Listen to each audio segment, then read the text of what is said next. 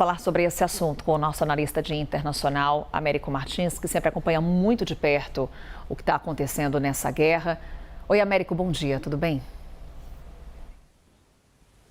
Olá, Carol, muito bom dia para você, para toda a nossa audiência.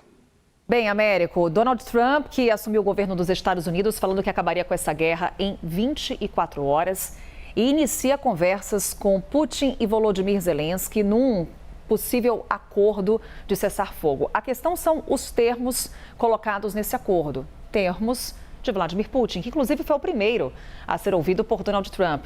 São propostas, Américo, que deixam a Ucrânia sem cobertura da OTAN, portanto sem proteção, sem territórios, áreas que foram tomadas pela Rússia desde 2014, sem dinheiro, já que o secretário do Tesouro vai para a Ucrânia para cobrar os recursos dados ao país em meio à guerra e corre o risco, inclusive, Américo, de ficar sem suas reservas minerais.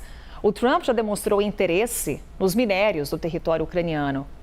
É o país invadido nesse momento, Américo, se sujeitando aos interesses do país invasor.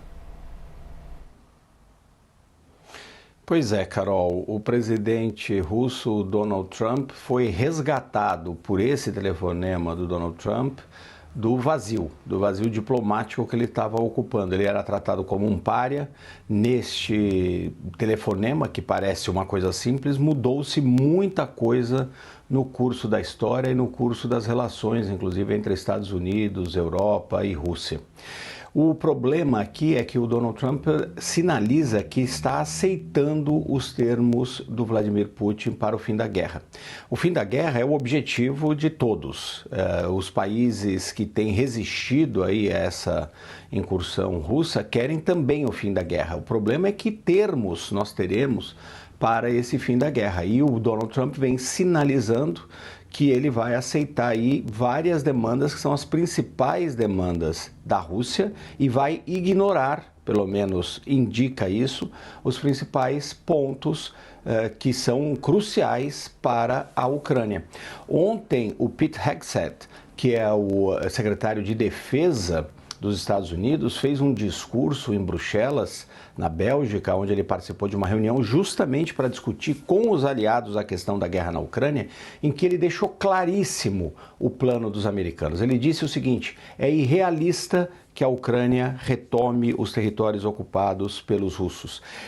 Não é o momento da Ucrânia entrar na OTAN, portanto ficaria sem segurança. Não contem com soldados americanos no território da Ucrânia para um eventual cessar-fogo ou um processo ali de pacificação dessa questão. Ao mesmo tempo, Carol, chegava a Kiev, não o secretário da Defesa, o Donald Trump, o vice-presidente, chegava o secretário do Tesouro. Para quê? Para cobrar uma suposta dívida de guerra da Ucrânia para os Estados Unidos. Então a gente tem uma situação em que o agressor está ditando praticamente os termos do fim dessa guerra e o agredido, a Ucrânia, vai sair sem dúvida nenhuma perdendo e ainda vai ter que financiar parte desse esforço de guerra. Então, em pouquíssimas palavras, Carol, ontem foi o dia em que os Estados Unidos começaram a trair a Ucrânia, porque até anteontem eles diziam que iam até o fim e iam lutar com a Ucrânia até garantir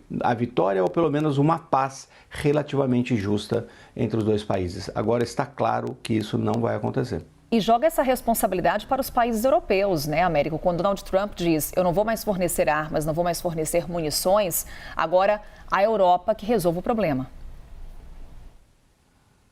Exato. Ele deixou isso muito claro. O seu secretário de Defesa também deixou isso muito claro. Os dois vêm insistindo que a Europa, os outros países da OTAN, devem aumentar os seus investimentos em defesa para 5% do PIB de cada país.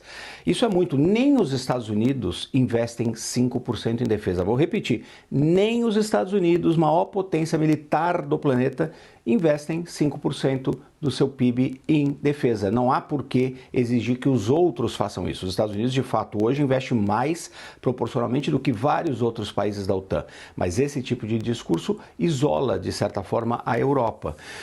Carol, por um lado, o Donald Trump tem uma razão. Ele diz o seguinte: 80 anos depois da Segunda Guerra Mundial, a Europa é incapaz de se defender sozinha. E isso é verdade. Os líderes europeus deveriam, de fato, contar com os seus próprios recursos, através da União Europeia, que não tem um exército, por exemplo, para defender o continente, ao invés de ficar dependendo sempre dos Estados Unidos. Nisso ele está correto. Agora, esse processo não pode ser interrompido dessa forma, porque se for interrompido simplesmente de um dia para o outro, o que vai acontecer? Criar um vácuo. Quem vai aproveitar esse vácuo? O autocrata russo Vladimir Putin. E é por isso, Carol, que a Europa está muito preocupada com esses movimentos, em especial aqueles países mais próximos da Rússia, que temem ser as próximas vítimas de alguma aventura. E tudo isso no momento em que a Ucrânia também não vai ter nenhuma garantia de segurança no futuro. Então, para a Europa é um momento crucial em que eles vão precisar repensar com muito carinho, com muito afinco, com muito foco, o que eles pretendem fazer em termos de política de defesa de mais longo prazo. Só para a gente encerrar aqui, Américo, já teve alguma reação por parte de líderes europeus diante desse plano que foi apresentado pelos Estados Unidos, depois de conversas com Putin primeiro e depois com Volodymyr Zelensky?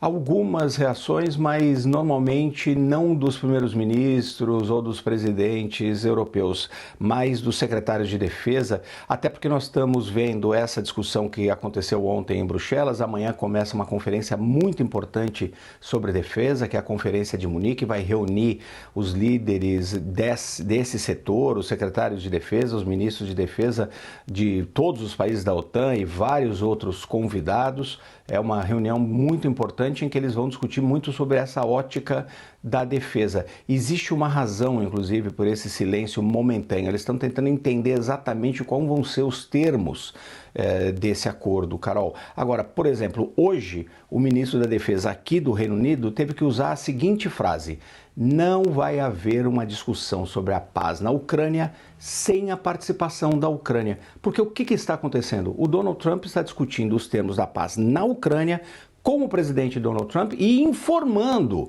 o presidente Volodymyr Zelensky. A Ucrânia está sendo alijada até do processo de discussão neste momento. E essa é uma das preocupações da Europa, garantir que, no mínimo, a Ucrânia participe das discussões em alguma condição mais fortalecida. Para os europeus, como eu disse, é um momento crucial, é um momento em que o continente vai ter que rever as suas políticas de defesa. Mais uma vez, só para concluir, Carol, o Donald Trump tem razão quando ele diz que os europeus devem ser mais responsáveis pela sua própria segurança. O problema é como é feito esse processo. Se for feito de uma hora para outra, vai criar um vácuo perigoso, e só tem uma força capaz de ocupar e com interesse em ocupar esse espaço, que é a Rússia do Vladimir Putin. Interesses que são levados a essa negociação de um possível acordo de cessar-fogo.